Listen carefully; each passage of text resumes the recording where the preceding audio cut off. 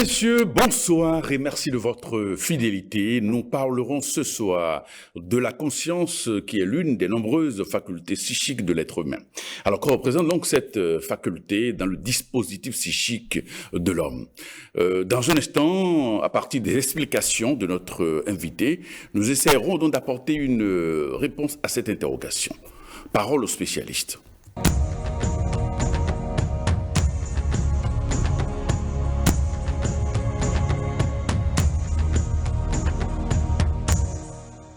Et nous recevons ce soir Jean-Claude Yovo. Il est coach formateur en développement personnel. Monsieur Jean-Claude Yovo, bonsoir. Bonsoir, monsieur Nuteou. Alors, c'est la première fois que vous venez dans cette émission. Alors, qu'est-ce que le conscient? Vous savez, l'être humain, on va dire, pour faire simple, l'être humain vit dans deux mondes. Un monde extérieur et un monde intérieur. Et chacun de ces deux mondes est gouverné par un esprit.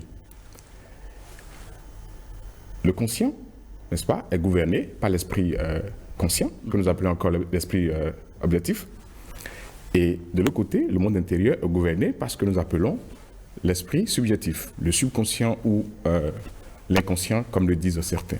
Donc, le conscient, c'est cette partie de notre être qui traite, n'est-ce pas, de tout ce qui est extérieur à l'homme.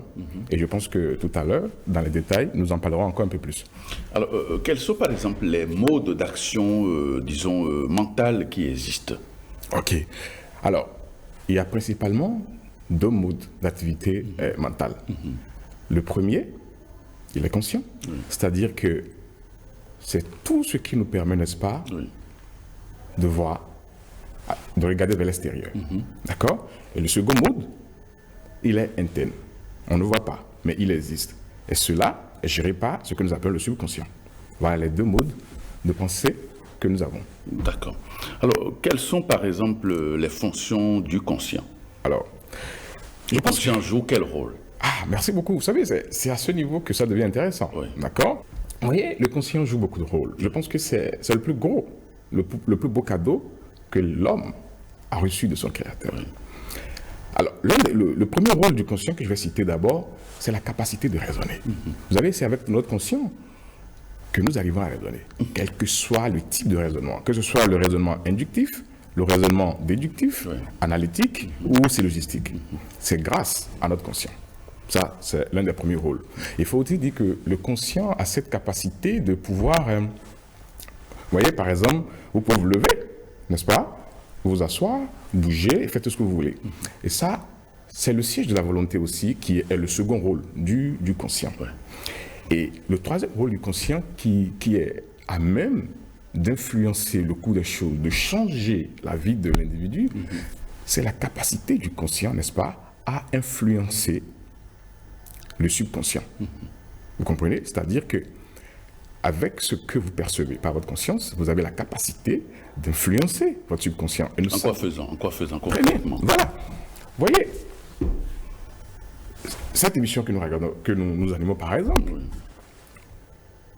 moi personnellement, j'ai dû la visualiser, n'est-ce pas, à plusieurs reprises, des mois en arrière, d'accord? Et je l'ai vécu, n'est-ce pas? Et cette faculté que notre conscient a, à nous permettre, n'est-ce pas, de nous projeter dans le futur, nous permet, n'est-ce pas, de réaliser nos rêves. Vous voyez, il a fallu que je rêve d'être ici, n'est-ce pas, et de pouvoir amener le subconscient à orchestrer, n'est-ce pas, tous les événements qui ont fait qu'aujourd'hui nous sommes là. Et c'est ce que tous les grands hommes font, les personnes huilées, les hommes qui dominent ce monde, c'est ce qu'ils font. Donc voilà de quelle façon, par exemple, le conscient peut changer notre vie. Et vous voyez, comme je le disais tantôt, c'est le plus grand don que nous avons reçu. Regardez, avec votre conscient, par exemple, vous pouvez dire, OK, à partir de l'année qui vient, par exemple, je vais obtenir ceci. Donc l'univers devient une sorte de catalogue, n'est-ce pas, entre vos mains, et vous passez commande. Donc je veux ci, je veux ça. Et puis, dès que votre conscient passe le message à votre subconscient, et bien, demain, vous allez vous rendre compte que votre rêve s'est réalisé. Voilà un peu comment le conscient influence la vie d'un individu. Et cette influence se produit, ça peut être en mal ou en bien. Ou en bien. Donc, le tout dépend de l'entraînement de ce conscient. Très bien. Voilà. Alors, quelles sont, par exemple, les sources, j'allais dire, d'informations ou les éléments qui approvisionnent le conscient? Ah, voilà. Il y a l'environnement dans lequel vous vivez.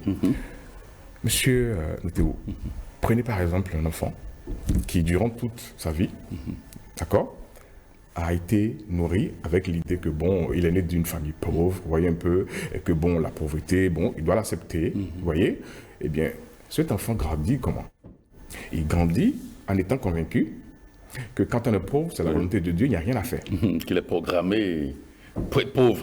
Pour être pauvre. De la même façon, quand vous prenez un enfant qui est issu d'une famille riche, à qui on a montré que maintenant, l'argent, c'est bien, et que voilà ce qu'il faut faire pour l'avoir. Donc cet enfant grandit comment? Il grandit avec la conscience de l'argent. Et plus intéressant, en dehors de l'environnement, nous avons les amis que nous fréquentons tous les jours, n'est-ce pas? Nous avons l'école, les programmes, que ce soit à l'université, au cours primaire ou au collège. Tout ça participe à nourrir notre conscient. D'accord?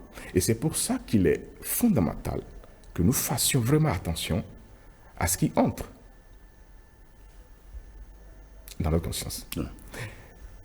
Les soirs, devant la télé, le conscient se nourrit aussi.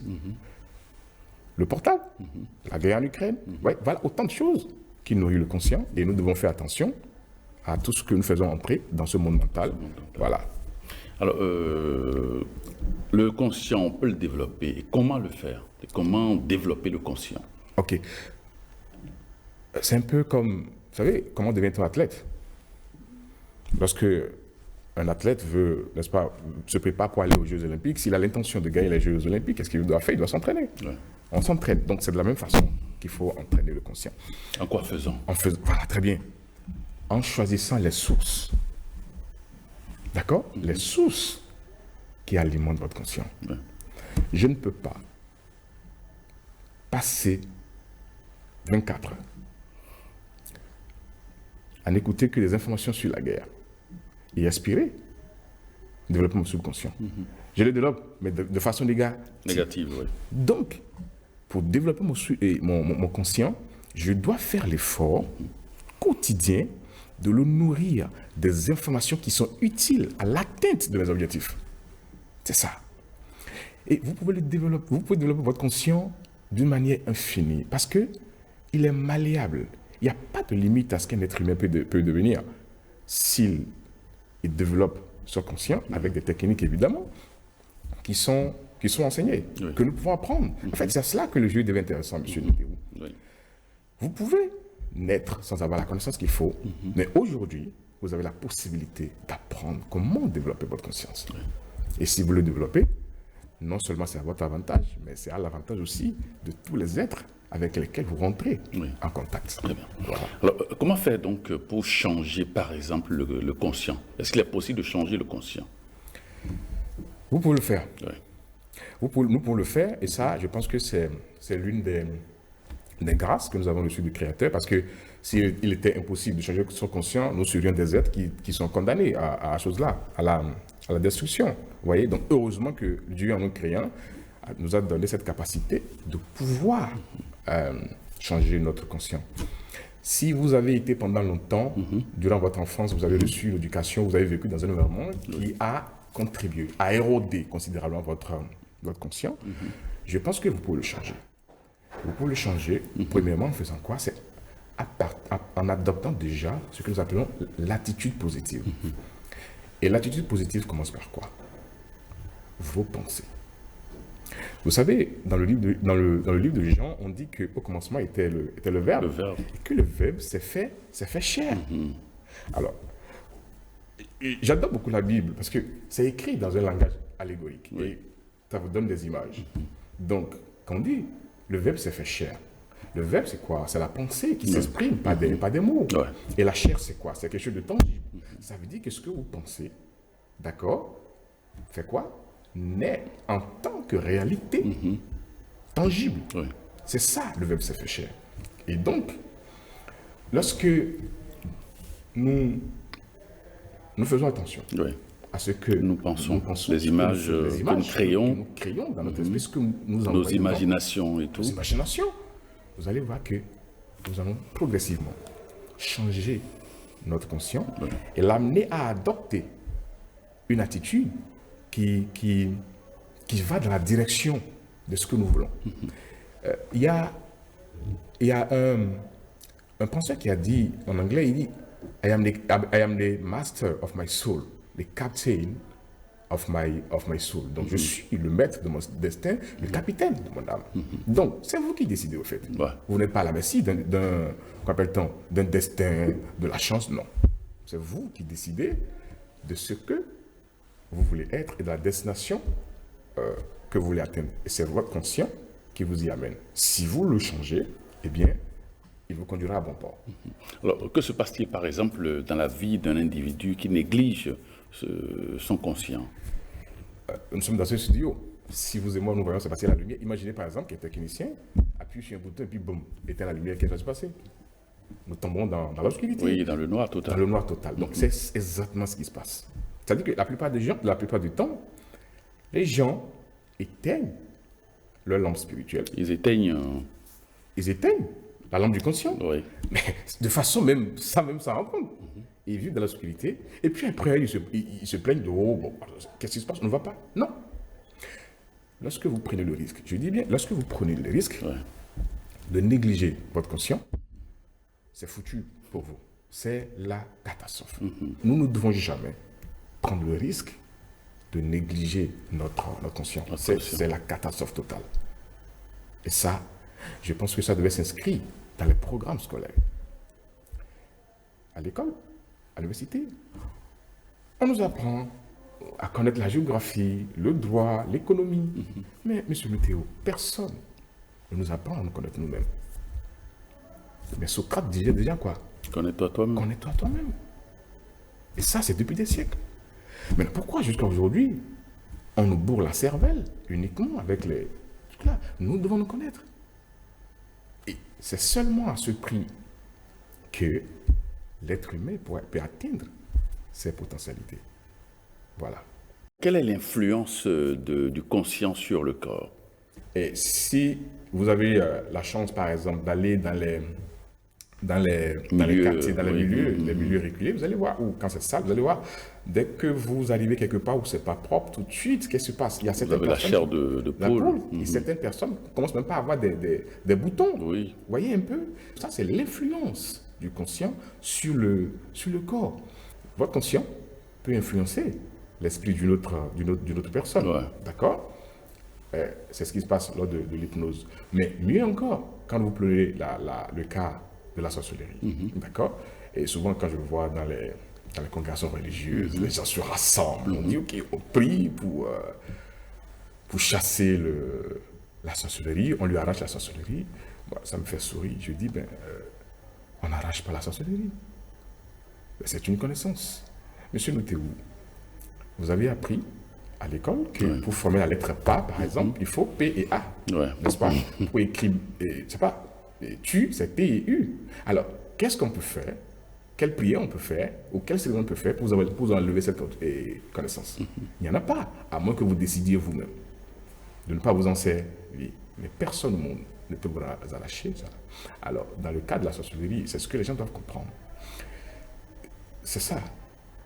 C'est l'induction mentale. Donc, on arrive à franchir votre barrière, n'est-ce pas, mentale.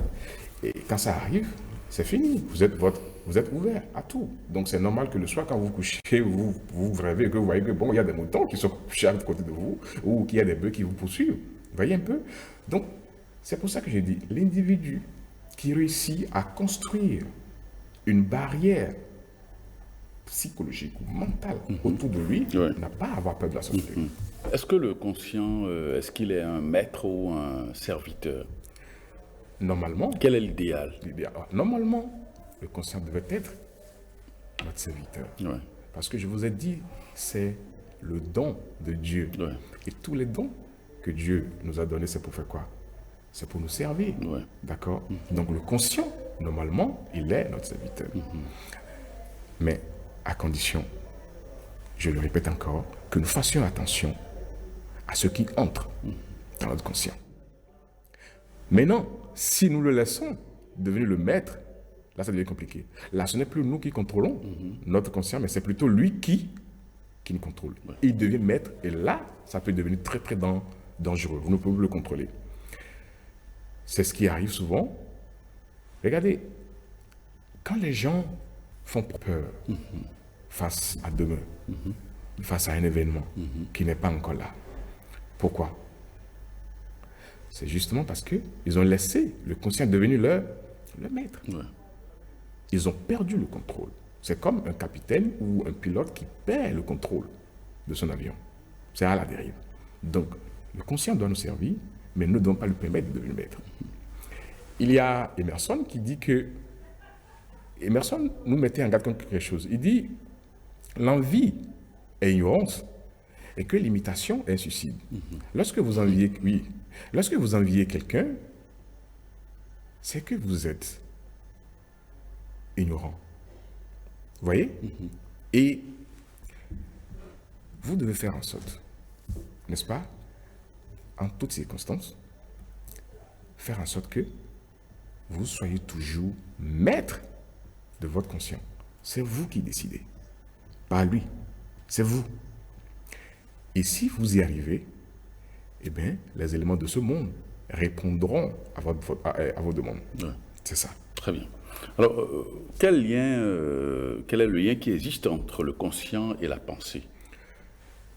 Ok, voyez, je disais tout à l'heure, l'univers dans lequel nous vivons est un champ d'énergie. Ouais. C'est un champ d'énergie et je pense que la physique quantique l'a démontré à suffisance. Je pense que ça, il n'y a plus de doute là-dessus.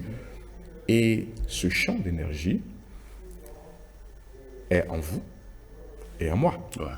D'accord? Nous sommes l'émanation de cette énergie cosmique qui crée et qui récrée tout de façon permanente et qui est éternelle et infinie. Et le lien entre le conscient et la pensée, c'est quoi? Nous faisons l'erreur, ou les hommes font souvent l'erreur de penser que la pensée est dans le cerveau. C'est faux. Non. Vous demandez au chirurgien, quand le chirurgien qui opère quelqu'un de la tête, on ne voit pas de pensée dedans. Non. Non. Nos pensées sont c'est des ondes, n'est-ce pas, émises par l'esprit cosmique. D'accord? Et maintenant, le cerveau est doté, est comme une antenne. D'accord? Qui fait quoi? Qui arrive à capter des pensées. Des pensées. C'est ça. Donc, et la seule activité que possède le conscient, c'est la pensée. Vous enlevez la pensée, le conscient n'existe plus. Et c'est ce qui arrive lorsqu'un individu perd sa capacité à penser, il perd aussi son conscient. Et puis, on dit qu'il faut l'interner, n'est-ce pas? Et les gens comme Marcori ou les frères Wright, qui ont inventé les avions et autres là, quand ils ont osé, je vais dire, évoquer l'idée de les inventions, pour la plupart, les gens disent, écoutez, ils sont fous.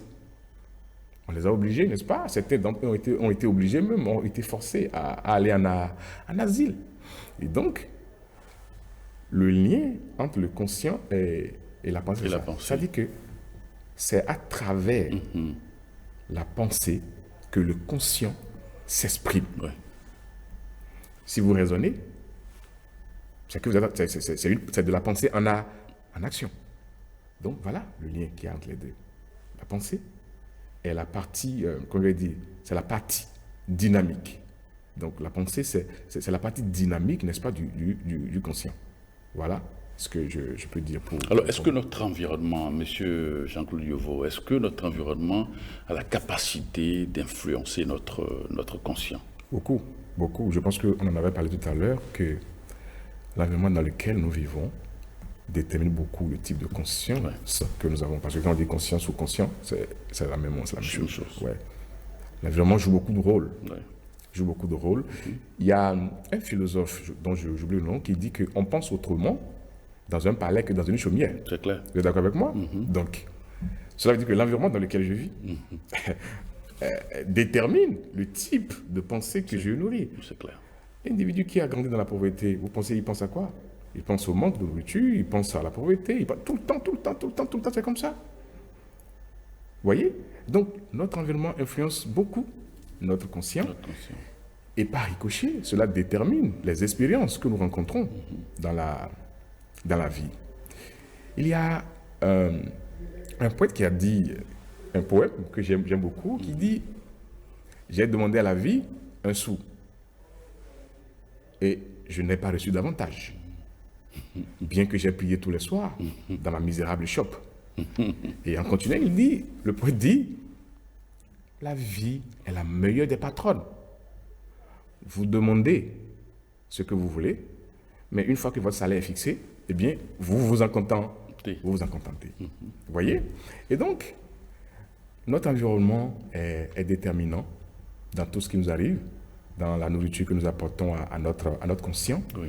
Et c'est à cela que nous devons inviter les hommes et les femmes de ce pays pour dire que vous devez faire attention à ce que vous admettez. Nous ne pouvons plus aujourd'hui, avec les connaissances qui sont les nôtres aujourd'hui, nous ne pouvons plus nous permettre d'accepter des idées, des opinions venues de tout le monde. Nous ne devons plus être les gens les premiers à partager sur WhatsApp tout ce qui arrive. On n'est plus obligé aujourd'hui de gober tout ce qui se passe. À partir de cette émission, nous devons comprendre qu'attention. Mais je suis le capitaine de mon âme. Ouais. Alors, je décide de ce que je veux faire entrer dans mon monde mental. Dans mon mental, oui. Pour raconter une petite histoire, j'ai perdu beaucoup d'amis sur les réseaux sociaux juste parce que je ne partage plus, je ne me connecte plus, parce que j'ai compris que tout flot d'informations que nous recevons a une influence négative. Et les expériences que nous rencontrons sont pareilles. Donc, nous ne pouvons plus aujourd'hui nous permettre cela. Donc, notre environnement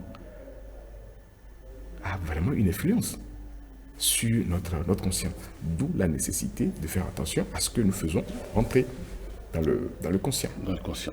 Alors, quel est le lien que l'on peut établir entre le conscient et le libre arbitre, par exemple? Voilà. Voilà, je pense que voilà un thème qui pourrait faire sourire beaucoup les chrétiens, parce que je suis chrétien aussi. Vous voyez, le libre arbitre, c'est aussi l'un des dons que nous avons reçus de Dieu. Oui. Et c'est d'ailleurs ce qui nous différencie des animaux. Vous savez, les animaux agissent par instinct, ils n'ont pas de libre arbitre. Mais l'homme est le seul être à qui le Seigneur a donné la capacité, n'est-ce pas, d'avoir ce libre arbitre. Et ce libre arbitre, pour moi, c'est comme un couteau à double tranchant. Vous comprenez? Il peut vous couper si vous en faites un mauvais usage, tout comme il peut vous faire du bien si vous l'utilisez bien. Donc,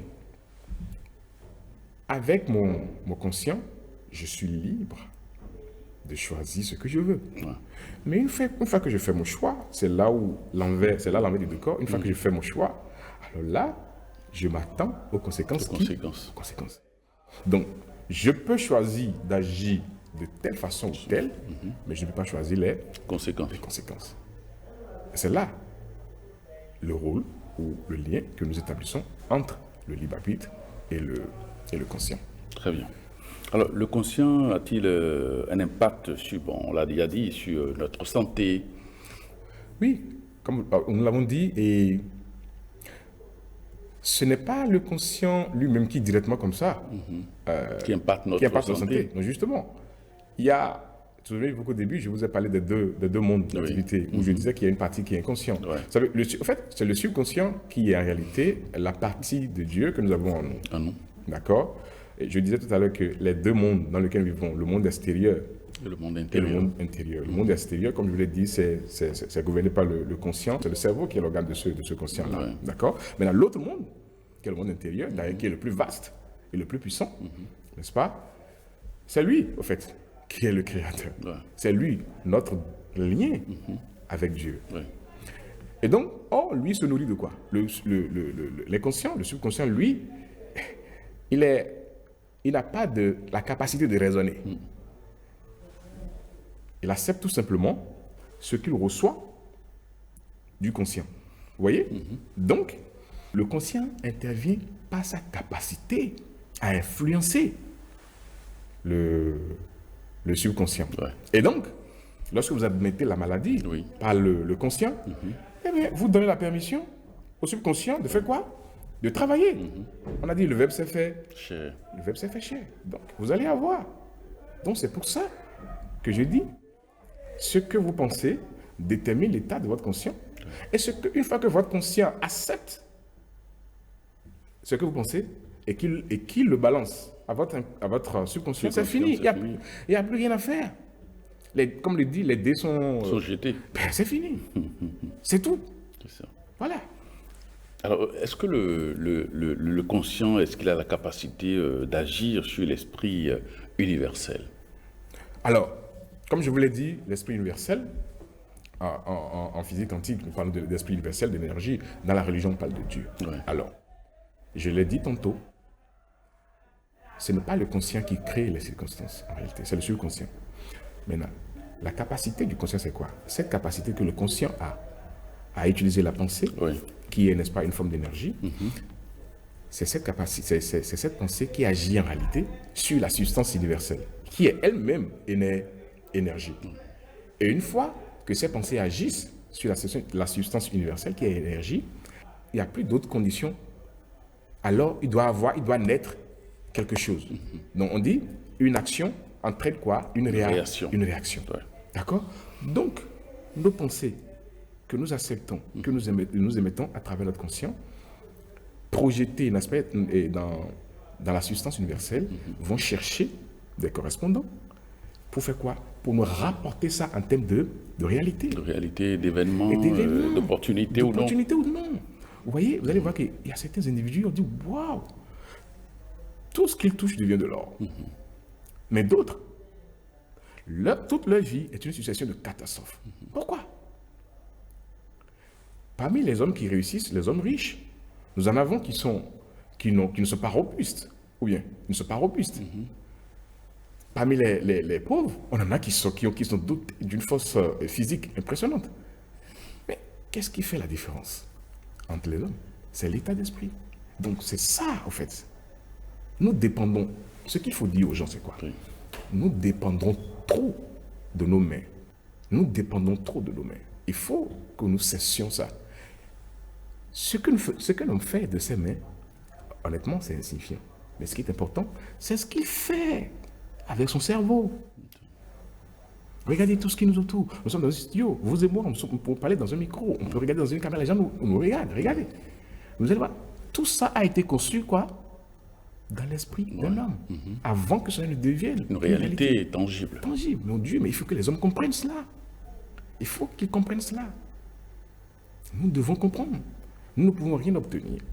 Rien de la vie si nous n'avons pas au préalable, conçu cela dans notre tête. Ce n'est pas possible, monsieur Théo. Il y a Abbott, qui est un théologiste, un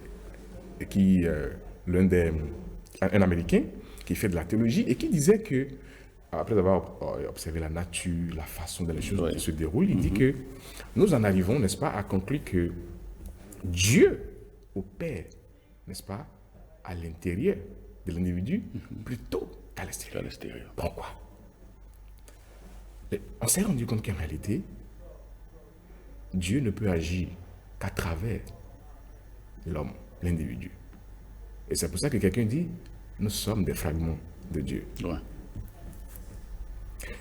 Et vous savez quoi? J'adore Jésus-Christ. Il a dit, les gens lui ont demandé, montre-nous ton Père. Montre-nous ton Père. Où est-ce qu'il est? Il a dit non. Celui qui m'a vu a vu le Père. A vu le Père. Je suis dans le Père. Le Père en moi. Mais malheureusement, on n'a pas compris. Donc la plupart d'entre nous continuent encore de chercher dans l'espace. Dans l'espace, à l'extérieur. Vous voyez? Mais il dit, je suis dans le Père. Il est en moi. Il dit, celui qui m'a vu a vu Dieu le Père. Mais c'est une vérité, quoi appelle-t-on? Une grande vérité, formidable. Et si nous comprenons ça, ça veut dire que je suis Dieu. Alors, si je suis un fragment de Dieu, alors, est-ce que je peux avoir peur? Pensez-vous un instant que Dieu peut avoir peur? Non. C'est pas possible. C'est pas possible. Et quand vous allez dans le livre de Marc, je crois Marc 4, au verset 39 à 40, Jésus et ses disciples étaient dans une barque, puis le vent, les tempêtes ont commencé. Alors, on arrivait à Jésus-Christ, et quand il s'est levé qu'est-ce la peur, il a menacé l'eau et le vent, tout s'est calmé. Mais dans le verset 40, il a dit ceci. Mais pourquoi? Comment est-ce que vous pouvez avoir aussi peur? Parce que Jésus-Christ sait très bien que la peur cause beaucoup de dommages à l'homme. Et c'est pour ça qu'il a enseigné ces choses, pour que celui qui comprend puisse faire quoi? Puisse améliorer sa vie. Il dit, je suis le chemin, la vérité, et que personne ne peut aller au Père par moi. Alors, ce chemin dont il parle, c'est notre conscience. Bien sûr, le seul chemin pour découvrir Dieu, notre Créateur, c'est à travers notre conscience. Si vous ne parvenez pas à cette vérité, vous êtes foutu. Vous pouvez aller à l'église 12 mois sur 12, 24 sur 24. Vous êtes à côté de la plaque.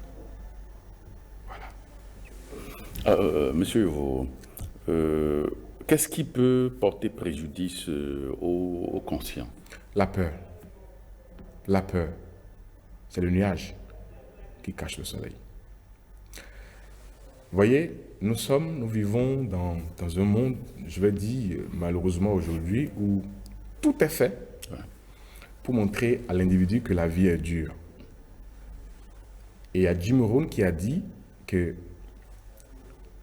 tous les êtres vivants atteignent le potentiel. Tous. Est-ce que vous avez jamais entendu parler d'une plante qui a commencé sa croissance et qui s'est arrêtée quelque part? Non. Non.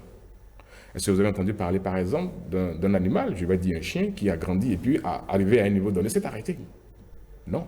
C'est que tous les êtres vivants font quoi? Ils vivent de façon à faire quoi? À atteindre Le potentiel. leur potentiel. Mais le seul être qui n'atteint pas son potentiel, c'est l'homme. Mais pourquoi? Voilà. Justement. Parce que nous vivons dans les ténèbres. On nous a pendant longtemps caché la vérité. Pendant longtemps, les gens sont restés dans les ténèbres. Ils n'ont pas compris que tous ceux qui sont le maître, on leur a enseigné que non, si vous êtes pauvre, c'est parce que Dieu veut.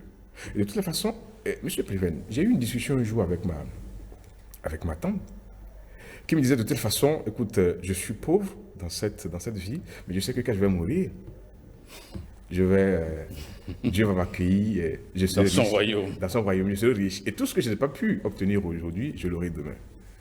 Alors, je l'ai regardé, j'ai baissé la tête. J'ai dit, waouh, vous voyez un peu jusqu'à quel point les gens sont programmés. Alors, si Dieu nous a envoyés ici sur la terre, Oui. Monsieur Noutéou, s'il nous a envoyés sur la terre, pourquoi est-ce qu'il voudrait qu'on attende la mort d'abord avant de jouir d'une vie pleine? Mais non. Donc, le paradis doit commencer sur la terre. Sur la terre, absolument.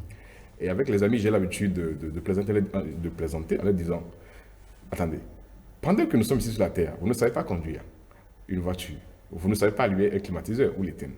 D'accord? Mais quand vous allez mourir, puisqu'on dit que Dieu possède tout, n'est-ce pas? Et que le paradis, c'est quoi? C'est un endroit joli. Si après votre mort, vous allez dans la demeure de votre Père Céleste et vous vous rendez compte qu'en réalité, il y a un climatiseur, on vous donne une voiture et tout, comment vous faites? Comment vous faites? Peut-être que là-bas, ils apprendront à faire ça. C'est trop tard, monsieur le Théo, à mon avis, c'est trop tard. Donc, Dieu nous a créés pour que nous puissions vivre. Ici, déjà, le paradis, il faut que ça commence par la terre. Nous vivons ici, et puis après, nous continuerons notre vie. Ce n'est pas la durée de vie qui compte, mais c'est la qualité de la vie qui compte. Peu importe si vous commencez et que vous mourrez à 20 ans, mais vous aurez atteint votre plein potentiel. Mais il ne sert à rien de vivre 100 ans, 120 ans dans la misère et la pauvreté. C'est un péché. Vivre dans la misère et la pauvreté, c'est un péché. Vous voyez? Dans le livre de Jacques 4, verset 17, Jacques dit quoi? Il dit, le péché, lorsque quelqu'un sait ce qui est bien et qu'il ne le fait pas, c'est en ce moment qu'il commet un péché. Donc lorsque vous savez que j'ai la capacité, n'est-ce pas, de devenir ce que je veux, afin de contribuer au progrès de l'humanité. Lorsque vous savez que j'ai la capacité d'utiliser mon conscient pour créer quelque chose qui peut apporter du soulagement à mes frères et sœurs, qui peut contribuer à l'amélioration de la vie, et que vous ne le faites pas, alors Jacques dit, vous commettez là un péché. Vous voyez? Voilà. D'accord. Alors, comment, disons, l'individu, comment est-ce que l'individu est relié au conscient, monsieur Jean-Claude Dieuveau? Merci. C'est à travers, comme je le disais, le système cérébro-spinal. Oui. Vous voyez? Comme je le disais dans l'entame de l'émission, nous vivons dans deux mondes, n'est-ce pas? Le monde extérieur et le monde intérieur. Voilà. Donc, nous sommes reliés, n'est-ce pas, à ce monde, pas ce que nous appelons le système cérébro-spinal. C'est-à-dire que c'est le cerveau, la cervelle avec toute sa batterie, n'est-ce pas, de cellules, n'est-ce pas? C'est ça qui nous relie à au conscient. Et j'ai dit tout à l'heure que le cerveau est l'organe de ce système. Regardez, nous, à l'école, ou quand nous prenons, pour ceux qui font les études en mécanique, vous voyez, on leur apprend, quand vous prenez un moteur de voiture, il y a des éléments dedans, n'est-ce pas? C'est tout un système. Vous avez le système du refroidissement, vous avez le système de climatisation, vous avez le de ventilation et tout un ensemble de systèmes. Et c'est le fonctionnement, la coordination, n'est-ce pas, de ce système qui fait que nous avons un véhicule. Et notre cerveau, n'est-ce pas, fonctionne exactement de la même façon. C'est un système conçu par le Créateur pour nous permettre de faire quoi? De traverser toutes les distances humaines, de pouvoir fabriquer nous-mêmes les expériences que nous voulons, d'accord? Et l'avantage que nous allons en tirer, cela dépend de l'entraînement, n'est-ce pas? Et de la façon dont nous entraînons ce cerveau. Ouais. L'histoire raconte que quand Einstein est décédé, parce qu'il a tellement fait des choses que les scientifiques ont regardé et ont dit, mais ce monsieur, franchement, il doit avoir quelque chose dans son cerveau, c'est pas possible. Et à sa mort, on a dit, ok, on va ouvrir son cerveau, c'est sûr qu'on va trouver quelque chose, mais en faisant la chirurgie, vous savez ce qu'ils ont découvert? Qu'il n'y a aucune différence entre le cerveau de Einstein, il n'y a pas de différence entre le cerveau de Einstein et moi ou vous, donc nous avons le même cerveau, il n'y a rien dedans. Alors, mais pourquoi Einstein a pu atteindre ce niveau alors que la plupart des gens sont au niveau bas? Pourquoi? Justement, parce que nous ne comprenons pas comment fonctionnent ces choses-là. Ces facultés-là. Ces facultés-là. Et c'est dommage, monsieur Théo. Il faut que les gens prennent conscience. Je le répète, je le dis encore, il faut que les gens prennent conscience de ce que ce n'est pas la charité qui va nous sortir de la misère. Ce n'est pas le gouvernement qui va nous sortir de la misère. Ce n'est pas un tonton, je ne sais pas. Ce n'est pas un pasteur, un prophète, je ne sais pas qui va nous sortir de la misère, des difficultés. Nous devons savoir que c'est notre responsabilité personnelle de faire ce qu'il faut pour pouvoir sortir des difficultés. Et je voudrais ajouter quelque chose, c'est, regardez, la plupart du temps, les gens, vous allez voir, dans les communautés, c'est lorsqu'il y a des problèmes que les gens prient. Vous voyez un peu? Ouais. Et là, quand vous priez en temps de difficulté, vous savez ce qui se passe? Non. On attend des résultats. Et ça ne vient pas tout de suite. Qu'est-ce qui se passe? On refroidit, et puis... On ne prie plus. On ne prie plus. Vous voyez un peu? Alors que la prière, c'est un guide qui nous permet de faire quoi? De nous mettre en contact avec l'esprit divin. D'accord? Il y a un auteur que j'aime beaucoup, Neville Goddard, qui disait que la prière, c'est l'art de croire. C'est l'art de croire. Donc, nous devons apprendre ces choses. Si vous attendez les moments difficiles, n'est-ce pas, pour prier, vous n'allez pas avoir de résultat. Et vous allez accuser Dieu, vous allez accuser tout le monde. Mais c'est vous-même. Vous voyez? Vous ne pouvez pas attendre d'avoir faim, d'avoir soif, et maintenant aller à la source. Ça dit que vous êtes là, monsieur Moutéou, vous attendez le jour où vous avez faim, et maintenant vous vous levez pour aller à la sonnette pour faire l'abonnement et avoir un compteur. Mais vous allez mourir de soif. Que le compteur ne soit avant prêt. que le compteur ne soit installé. Donc, nous devons être de façon permanente dans une attitude qui nous permet, n'est-ce pas, d'attirer les bons événements. Ouais. Donc, quand nous sommes dans cette attitude, nous sommes sûrs et certains que rien ne peut nous atteindre que nous n'ayons voulu nous-mêmes. C'est pas possible. Alors, quelle est la différence entre le conscient et l'inconscient? Il y a une grande différence. Il y a... Vous savez, j'ai dit, le conscient traite quoi?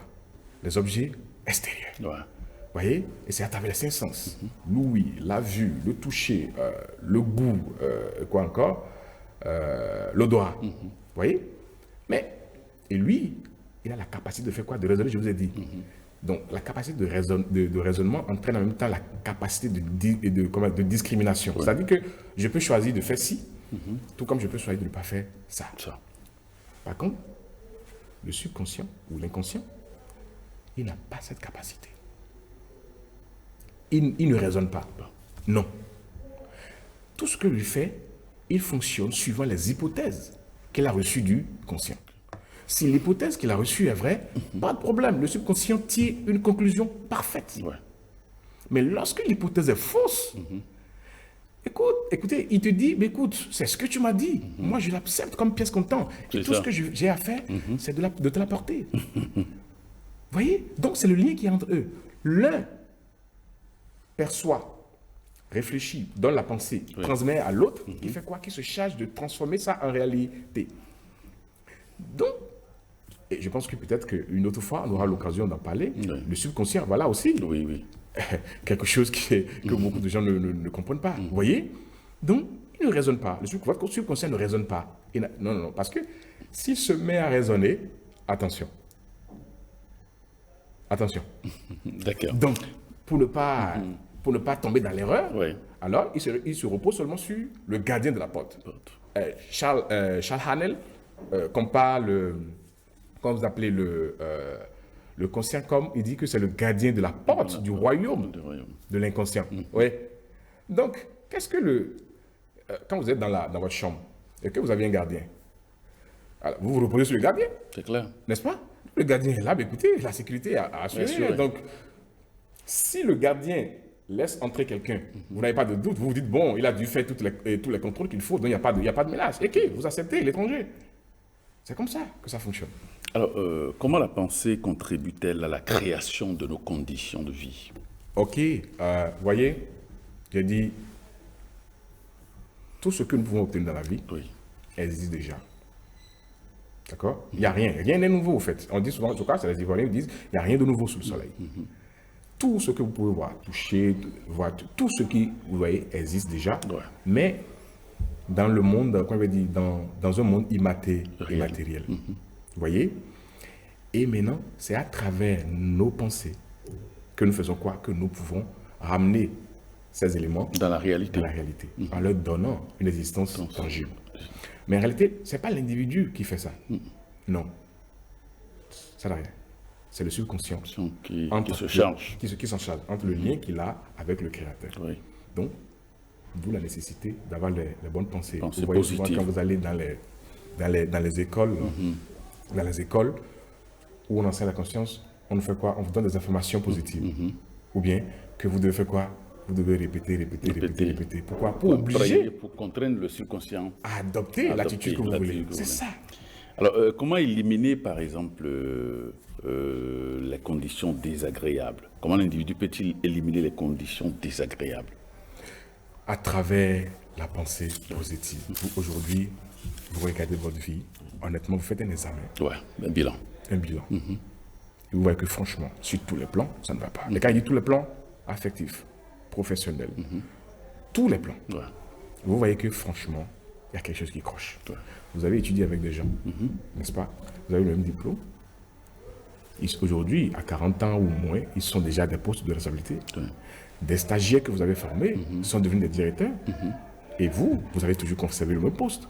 Il y a que vous devez vous poser des questions. Donc, quand vous faites ce bilan, vous devez vous regarder en face et vous dire la vérité. Dire, là, j'ai touché le fond. Je dois faire maintenant. Je dois faire quelque chose. Lorsque vous parvenez à cette prise De conscience. de conscience, alors là, c'est le début de la liberté. Oui. Vous voyez? C'est seulement quand vous parvenez à ce niveau de prise de conscience Conscience. que votre vie peut commencer à changer De changer. progressivement. Parfois, il faut du temps. Oui. Mais vous savez, les gens sont tellement impatients parfois. Vous savez, quand la pauvreté vous tiraille, vous vous tiraille, on veut tout de suite. Mais non, mais il faut être patient. Il faut être patient. Et progressivement, vous adoptez la bonne attitude, la bonne pensée, vous faites les choses qu'il faut. Et l'univers se chargera Du reste. Voilà. Merci Jean-Claude Yovo pour vos explications et également pour votre développement sur cette thématique, le pouvoir de la conscience. Et grâce au pouvoir de la conscience, on peut faire beaucoup de choses. On peut changer nos vies. Merci à vous Jean-Claude Yovo. Amis téléspectateurs, merci de nous avoir suivis et à très bientôt.